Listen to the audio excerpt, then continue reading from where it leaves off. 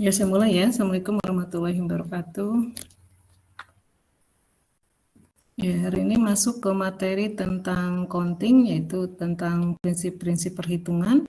Ya, nanti kita akan belajar di sini. Untuk hari ini kita masuk ke aturan penjumlahan dan aturan perkalian, gitu ya.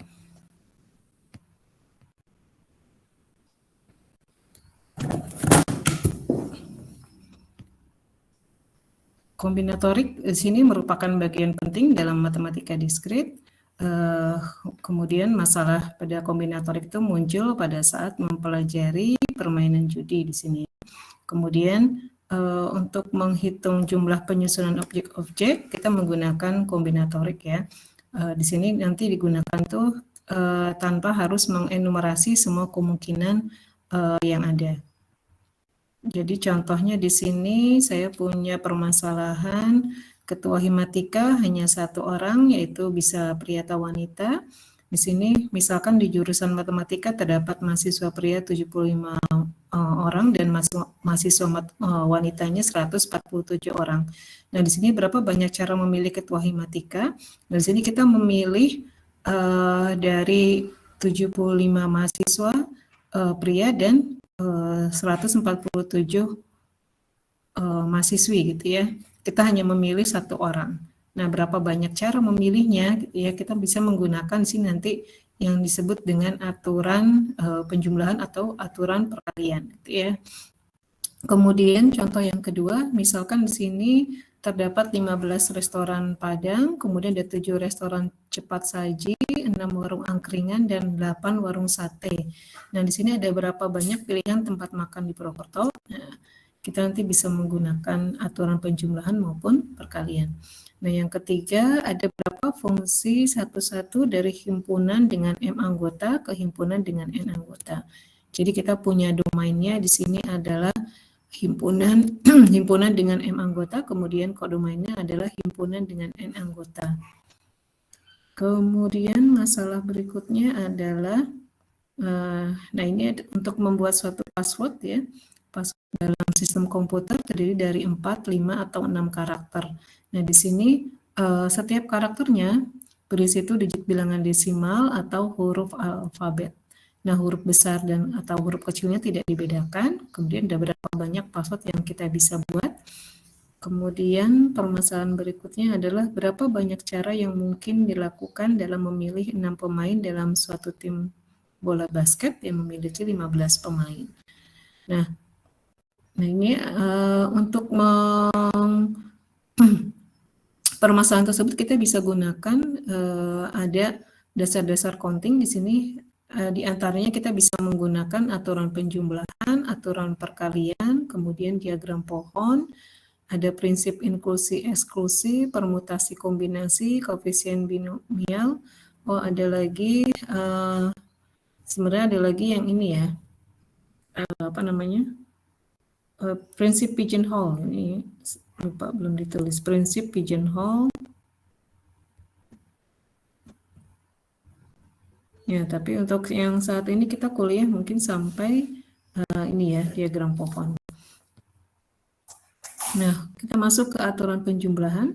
Nah, misalkan di sini saya punya suatu pekerjaan A, kita bisa lakukan dengan N1 cara, kemudian pekerjaan B dapat kita lakukan dengan N2 cara. Nah, di sini untuk pekerjaan A dan pekerjaan B-nya tidak dapat dilakukan dalam waktu yang bersamaan.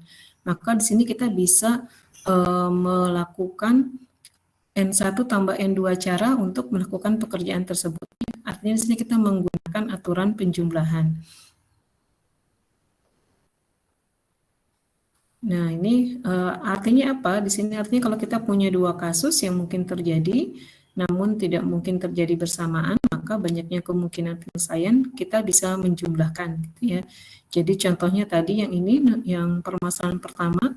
Nah, di sini kita hanya memilih satu orang, gitu ya, untuk menjadi ketua himatika. Nah, dari orangnya itu udah berapa? Ada pria sebanyak 75 dan wanita sebanyak 147. Nah, di sini kita bisa menggunakan aturan penjumlahan gitu ya. Berarti banyaknya cara memilih ketua himatika adalah sebanyak, berarti kita milih 75 ditambah 147 gitu ya. Nanti Anda bisa hitung di banyaknya cara. Kemudian misalkan dari Jakarta ke Medan terdapat 5 maskapai penerbangan, 3 maskapai pelayaran, dan 4 armada bus. Ada berapa cara pergi ke Medan dari Jakarta dengan kendaraan umum? Nah ini juga sama, kita bisa menggunakan aturan penjumlahan ya. Jadi untuk pergi dari Medan ke Medan dari Jakarta itu kita bisa menggunakan 5 maskapai penerbangan atau bisa menggunakan 3 maskapai pelayaran atau bisa juga menggunakan 4 armada bus gitu ya. Nah, ini kita gunakan aturan penjumlahan. Kemudian masuk ke aturan perkalian. Nah, di sini misalkan saya punya suatu pekerjaan atau kejadian gitu ya yang terjadi secara berurutan. Kejadian pertama itu dapat kita lakukan sebanyak N1 cara, kemudian kejadian keduanya dapat kita lakukan dengan N2 cara. Nah, di sini karena saling berurutan gitu ya, jadi artinya tugas atau kejadian yang kedua itu kita bisa lakukan setelah kejadian pertama kita selesaikan terlebih dahulu gitu ya. Maka di sini kita bisa menggunakan aturan perkalian, maka sebanyak nanti N1 kali N2 cara untuk melakukan prosedur tersebut. Nah, ini ada contoh, misalkan saya punya himpunan A terdiri dari A, B, C, D, kemudian himpunan B 1, 2, 3. Nah, di sini berapa kemungkinan pasangan antara anggota A dengan anggota B? Artinya kita memasangkan gitu ya. Di sini banyaknya kejadian atau kemungkinan dari A itu ada 4, kemudian kemungkinan dari himpunan B ada 3, maka kita bisa menggunakan atau kita bisa memasangkan gitu ya, setiap anggota A ke anggota B ada sebanyak 3 dikalikan 3 kali 4 atau 4 kali 3 gitu ya. 4 kali 3 sama dengan 12 cara, itu kemungkinan gitu ya. Apa saja kemungkinan tersebut ya? Berarti kan bisa Anda pasangkan A dengan 1 gitu ya, A dengan 2, A dengan 3, kemudian B dengan 1, dan seterusnya sampai nanti terakhir D dengan 3 gitu ya, ada sebanyak 12. Kemudian contoh yang kedua, dari kota A terdapat 3 jalur ke kota B. Kemudian dari kota B terdapat 5 jalur ke kota C. Ada berapa jalur dari kota A menuju kota C melalui kota B gitu ya. Nah, di sini juga kita bisa menggunakan aturan perkalian ya. Pertama dari A ke B dulu ada sebanyak 3, kemudian dari B ke C ada sebanyak 5. Jadi kita punya ada 15 jalur berbeda gitu ya. Kemudian yang ketiga, berapa banyak kemungkinan string bit dengan panjang 4? Nah, di sini berarti Anda ingat lagi, bit itu adalah bilangan basis 2 gitu ya, atau bilangan biner yang isinya hanya 0 dan 1 saja. Nah, di sini kita ingin menghitung berapa banyak kemungkinan string bit dengan panjang 4. Panjangnya 4 ada berapa? Nah, di sini artinya saya membuat seperti ini dulu gitu ya. Kita punya ada 4 string bit, panjangnya 4 ini ya string bit. Nah, untuk yang digit pertama ini kan kita punya 2 kemungkinan ya. Isinya adalah 0 atau 1. Kemudian digit kedua juga kita punya 2 kemungkinan. Digit ketiganya juga ada 2 kemungkinan. Digit 4-nya ada sebanyak 2 kemungkinan. Jadi kalau kita gunakan aturan perkalian, jadi kita mendapatkan di sini hasilnya 16 gitu ya. Nah, 16 itu apa saja? Nah, nanti Anda bisa menggunakan diagram pohon ya. Atau di sini kalau Anda bisa tuliskan juga, misalnya jadi ini isinya seperti ini gitu ya. Misalnya nih.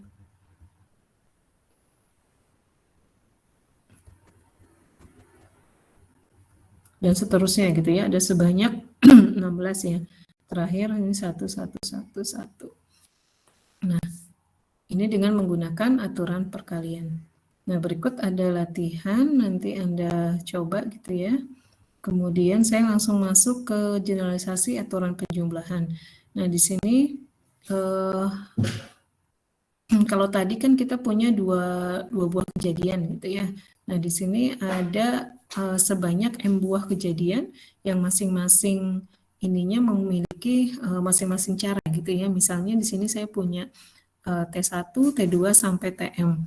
Nah, T1 itu bisa kita lakukan sebanyak N1 cara, kemudian T2 sebanyak N2 cara, dan yang TM sebanyak NM cara, maka nanti kita bisa melakukan pekerjaan semuanya itu, kejadian semuanya itu sebanyak, tinggal Anda jumlahkan saja gitu ya kemungkinannya ya, N1 tambah N2 sampai NM cara. Kemudian ada generalisasi aturan perkalian, nah ini juga sama. Di sini kalau misal saya punya ada M buah kejadian, yaitu T1, T2 sampai TM, yang masing-masing kita dapat lakukan sebanyak N1, N2 sampai NM cara, maka nanti kejadian tersebut dapat kita lakukan gitu ya, sebanyak Anda kalikan sini N1 kali N2 sampai NM cara. Nah, ini ada contoh. Perpustakaan memiliki 5 buku berbahasa Jerman, 7 buku berbahasa Jepang, dan 9 buku berbahasa Inggris. Nah, di sini masing-masing buku berbeda judulnya gitu ya. Kemudian yang pertama, berapa jumlah cara memilih 3 buku masing-masing dari tiap bahasa berbeda. Nah, di sini nanti Anda bisa ini ya. Di sini pakai apa nih? Pakai aturan penjumlahan atau aturan perkalian gitu ya. Nanti Anda inikan saja. Kemudian yang B juga berapa jumlah cara memilih satu buku sembarang bahasa. Nah, untuk A dan B nanti Anda coba yang mana yang pakai aturan perkalian, yang mana menggunakan aturan penjumlahan gitu ya. Dan di sini kan ada 3 ya, berarti kita bisa menggunakan yang generalisasi gitu ya, aturan perkalian maupun yang aturan penjumlahan. Begitupun contoh yang nomor 2 di sini ya. Misalkan di Purwokerto terdapat 15 restoran Padang, 7 restoran cepat saji, 6 warung angkringan, dan 8 warung sate. Ada berapa pilihan tempat makan di Purwokerto? Nah, ini nanti kita bisa menggunakan di sini menggunakan aturan penjumlahan gitu ya, generalisasinya. Pertama ada 15 restoran Padang, kemudian ada 7, kemudian ada 6 warung angkringan, dan 8 warung sate. Berarti tinggal jumlahkan saja gitu ya. Pilihan tempat makannya itu ada sebanyak, nah ini, Anda jumlahkan, nanti Anda bisa hitung. Kemudian yang nomor 3, berapa banyak plat nomor kendaraan yang memuat tepat satu huruf, 3 digit bilangan desimal, dengan digit pertama tidak boleh angka 0 dan 2 huruf. Nah, di sini berarti pertama gini ya, tepat satu huruf, berarti kan saya punya di sini ada 26 kemungkinan gitu ya, karena dari A sampai Z. Kemudian 3 digit bilangan desimal. Di sini bilangan desimal yang digit pertamanya tidak boleh angka 0, berarti saya punya ada 9 kemungkinan ya. Kemudian yang digit keduanya, berarti kan karena tidak ada aturannya di sini berarti boleh angka 0. Kalau boleh angka 0 berarti ada 10 kemungkinan. Kemudian yang digit ketiga ini juga boleh angka 0, maka di sini ada 10 kemungkinan. Dan kemudian di sini 2 huruf gitu ya, diakhiri oleh 2 huruf. Dan di sini tidak ada keterangan hurufnya boleh berulang atau tidak, jadi di sini dianggapnya boleh berulang gitu ya. Jadi di sini ada sebanyak 26 kemungkinan, dan ini ada yang terakhir 26 kemungkinan juga ya. Nanti Anda bisa hitung, ini Anda kalikan semua. Nah, itulah banyaknya plat nomor yang kita bisa buat gitu ya. Kemudian yang keempat, di sini suatu bilangan dibentuk dari angka-angka 2, 3, 4, 5, 7, 8, dan 9. Nah, di sini pengulangan angka tidak dibolehkan. Berapa banyak bilangan 4 digit yang kurang dari 5.000 namun habis dibagi oleh 5. Nah, berarti kita membuat 4 digit gitu ya. Nah, di sini untuk yang mengerjakan soal ini, kita tidak selamanya harus mulai dari depan gitu ya. Nah, mungkin ada suatu permasalahan yang kita bisa mulai dari belakang. Nah, contohnya ini adalah habis dibagi oleh 5. Berarti kan kita bisa melihat dari satuannya gitu ya. Nah, di sini dari angka-angka ini yang hanya bisa dibagi oleh 5 adalah yang angka 5 itu sendiri ya, berarti hanya ada satu kemungkinan di sini.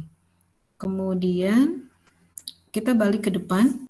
Karena apa? Karena di sini ada keterangan kurang dari 5.000. Berarti kan yang angka 7, 8, 9, 5 juga nggak bisa ya. Jadi kita tinggal berapa kemungkinan? Kita punya ada 3 kemungkinan gitu ya. Bisa angka 2, bisa angka 3, bisa angka 4. Jadi kita punya 3 kemungkinan.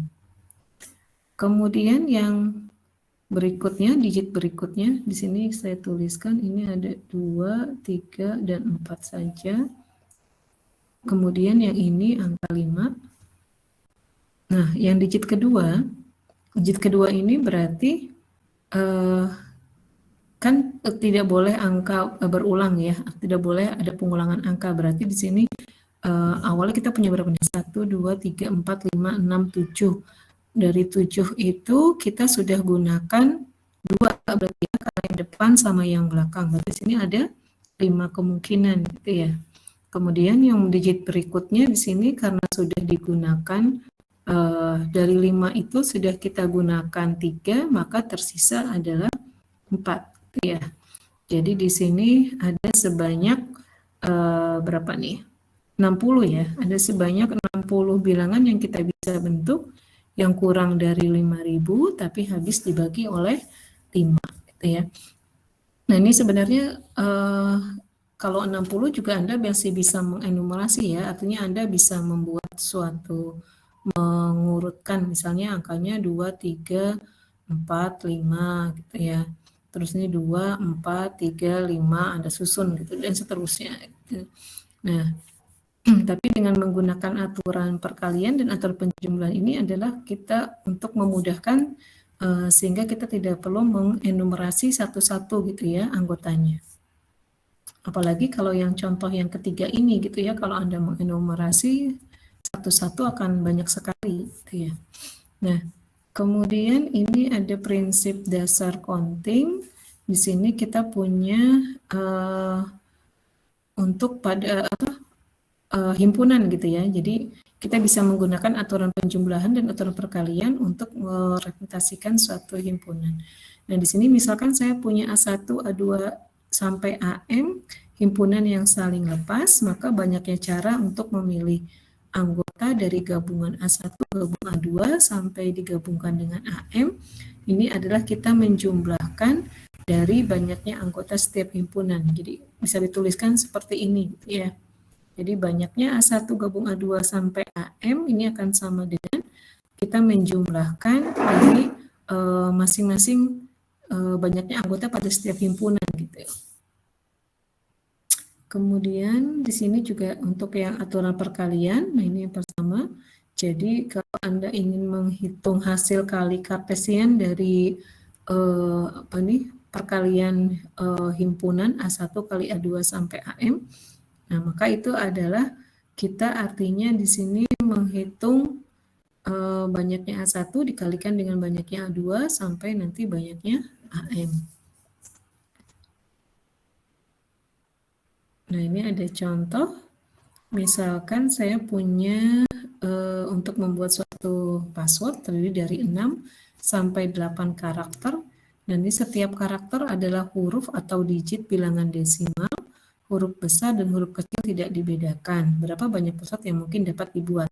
Nah, di sini berarti kan kita bisa membuat, artinya kita bisa membuat password yang panjangnya 6 gitu ya, atau password yang panjangnya 7, atau password yang panjangnya 8. Nah, kalau yang panjangnya 6 berarti berapa nih, ada berapa banyak nih? Ini bukan peluang ya, nanti salah lagi. Saya tulis gini aja deh. Karena nanti kita belajar peluang. Untuk yang 6 password dengan 6 digit gitu ya. Berarti kan di sini saya punya seperti ini. Kita bisa menggunakan aturan perkalian ya. Nah, katanya setiap ini adalah berisi huruf atau digit bilangan desimal gitu ya. Berarti kita punya di sini berarti kalau huruf 26, kemudian di bilangan desimal ada 10, berarti desimalnya 36 ya. Nah, ini juga boleh berulang kan, tidak dibedakan, berarti kita punya sebanyak seperti ini ya. Masing-masing digitnya kemungkinannya adalah 36. Jadi kalau kita bisa hitung banyaknya password yang dengan panjang 6 karakter itu ada sebanyak 36 pangkat 6 gitu ya. Kemudian kalau yang 7 ya berarti yang password dengan 7 karakter ini 36 pangkat 7. Password dengan 8 karakter ini 36 pangkat 8. Kita tinggal jumlahkan saja gitu ya. Berarti yang ini hasilnya kan 36, 6 ditambah 36 pangkat 7 ditambah 36 8 gitu ya. Nah, ini ada diagram pohon. Ini jadi seperti tadi saya bilang di awal, jadi kalau kita ingin membuat suatu atau menuliskan secara semua kemungkinan yang kita bisa dapatkan, kita bisa menggunakan diagram pohon gitu ya. Nah, di sini tekniknya adalah, ini ada contoh. Contohnya di sini berapa banyak string bit panjang 4 yang tidak memuat 2 buah angka 1 secara berurutan. Nah, di sini kita menggunakan diagram pohon gitu ya. Pertama, nah ini digit yang ini kan tadi panjangnya 4 ya. Ini baru panjang yang pertama. Ini panjang yang pertama. Kita punya dua kemungkinan 1 dan 0. Kemudian ini panjang keduanya. Nah, tadi kan dari 1 ini katanya, nah nggak boleh ada yang berurutan tadi ya, memuat 2 buah angka 1 berurutan. Berarti tadi karena di sini sudah 1, maka kita nggak punya kemungkinan yang bawahnya panjang yang kedua itu nggak boleh angka 1 juga gitu ya. Maka di sini hanya ada satu kemungkinan yaitu 0 saja. Nah, ini tadi yang sebelah sini ini 0, berarti ini kita punya dua kemungkinan, 1 dan 0. Kemudian yang panjangnya 3, nah panjangnya 3 di sini juga kita lanjutkan dari 0, berarti dia nggak boleh, karena 1 berurutan ya, jadi 0 boleh ada dua kemungkinan, di sini 1, nah ini 1, dia juga hanya ada satu kemungkinan berarti ya, karena nggak boleh angka 1 berurutan. Kemudian di sini yang 0 ada 2, 1, 0, dan lanjut berikutnya yang panjang 4. Nah, panjang 4, kita tinggal urutkan dari 1, nggak boleh ada 1, jadi ini langsung punya satu kemungkinan yaitu 0, kemudian 0 kita punya 2, 1, 0, dan seterusnya gitu ya. Sehingga nanti kita bisa dapatkan kemungkinan-kemungkinannya adalah ini. Ada berapa nih? Ada 8 buah gitu ya. Jadi 1010, 1001, 1000, dan seterusnya. Jadi kan tadi kalau yang panjangnya 4,